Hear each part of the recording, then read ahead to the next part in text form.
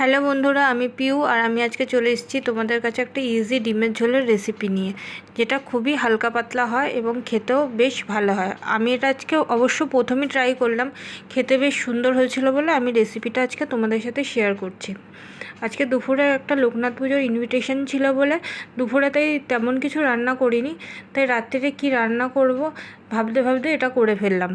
তা দেখুন রেসিপিটা, প্রথমে গ্যাস জ্বালিয়ে তাতে একটা প্যানে তেল গরম করে তার মধ্যে দিয়ে দিয়েছিলাম ডিমগুলোকে আমি অমলেট করে নিয়েছিলাম।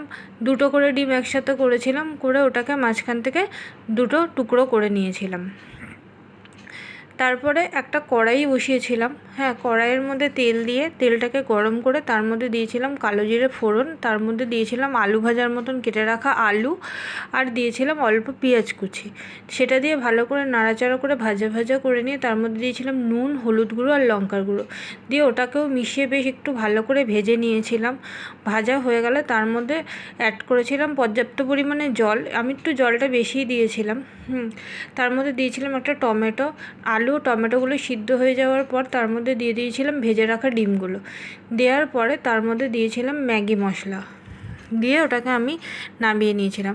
ওটা যখন গরম গরম ভাতের সাথে পরিবেশন করছিলাম দারুণ লাগছিলো খেতে। আমার ছেলে খুব একটা পছন্দ করে না ডিমের ঝোল খেতে, কিন্তু ওরও খুব ভালো লেগেছিলো। তোমাদের যদি ভালো লাগে প্লিজ লাইক, শেয়ার ও কমেন্ট করে দিও, আর নতুন ভিডিও পেতে চ্যানেলটাকে সাবস্ক্রাইব করো। বাই বাই বন্ধুরা।